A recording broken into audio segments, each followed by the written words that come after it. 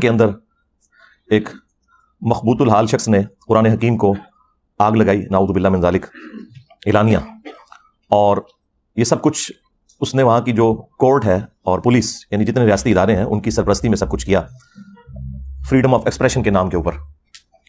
اسی قسم کا ایک واقعہ آلموسٹ 6 مہینے پہلے بھی سویڈن کے اندر ہی ہوا تھا، ترکی کی امبیسی کے باہر، اور اس میں بھی اس قسم کی غلیظ حرکت کی گئی تھی۔ اس وقت بھی بہت زیادہ پروٹیسٹ ہم نے کیا اور پوری دنیا کے اندر اس حوالے سے احتجاج ہوئے۔ ان سب مسلمانوں سے میرا سوال ہے، ایک ہی سوال، کیا اس کتاب قرآن کے ساتھ آپ کی محبت جذباتی محبت ہے، جو ایک ہندو کو بھی اپنی کتاب سے ہے، ایک کرسچن کو بھی اپنی کتاب سے ہے، ایک یہودی کو بھی اپنی کتاب سے ہے، ایک سکھ کو بھی اپنی کتاب سے ہے؟ تو وہ تو تمام ریلیجن کے ماننے والے لوگوں کو اپنی کتابوں کے ساتھ جذباتی محبت ہے۔ اس کے پیچھے کوئی علمی دلیل نہیں ہوتی سوائے اس کے کہ وہ ایسے خاندان میں پیدا ہوئے ہوتے ہیں کہ جن کا ریلیجن وہ ہوتا ہے۔ اگر تو یہ والی محبت ہے تو اس طرح کی محبت تو اللہ تعالیٰ کو نہیں چاہیے۔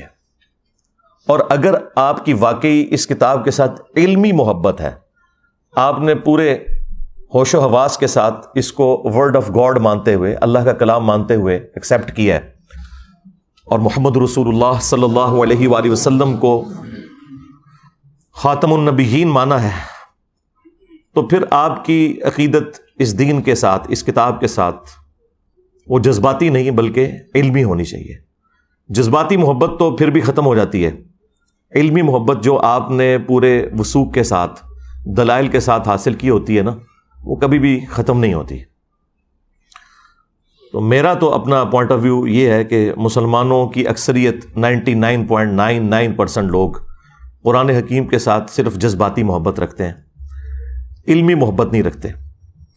اب آپ پوچھیں گے کہ اتنی بڑی سٹیٹمنٹ کے پیچھے دلیل کیا ہے؟ تو صرف ایک دلیل، اور وہ یہ ہے کہ کتنے مسلمان ہیں جنہوں نے قرآن کو اپنی نیٹو لینگویج میں ترجمے کے ساتھ پڑھا ہے، یہ جاننے کے لیے کہ میرا رب مجھ سے کیا چاہتا ہے۔ اگر تو یہ علمی محبت ہوتی تو یہ کام کر لیا جاتا۔ آپ کا کوئی دوست بھی فورن ملک سے اپنی لینگویج کے اندر خط لکھے تو آپ 50 بندے ڈھونڈیں گے جو آپ کو ترجمہ کر کے یہ بتائیں کہ وہ آپ سے کیا کہنا چاہ رہا ہے۔ کدھر ڈالر تو نہیں بھیج دیتے؟ ہاں، یہ بھی ہو سکتا ہے نا، کہ ہو سکتا ہے ریمیڈنس میرے لیے بھجوائیں اور مجھے پتہ نہ چل رہا ہو۔ لیکن قرآن وہ مظلوم کتاب ہے کہ جو دنیا میں سب سے زیادہ پڑھی جاتی ہے، لیکن اس کا تاریخ پہلو یہ ہے کہ دنیا میں سب سے زیادہ بغیر سمجھ کے پڑھی جانے والی کتاب اگر کوئی ہے نا تو وہ یہ کتاب ہے، سب سے زیادہ بغیر سمجھ کے۔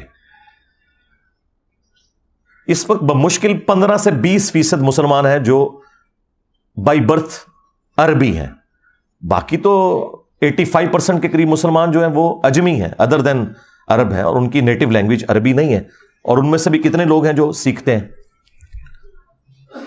تو اگر علمی محبت ہے مسلمانوں کی تو یہ جو پروٹیسٹ ہو رہا ہے یہ اپنی جگہ، سب سے پہلے تو اپنے خلاف پروٹیسٹ کریں نا، کہ ہم نے اس کتاب کے ساتھ کیا کیا ہے، ہماری عوام نے، ہمارے علماء نے۔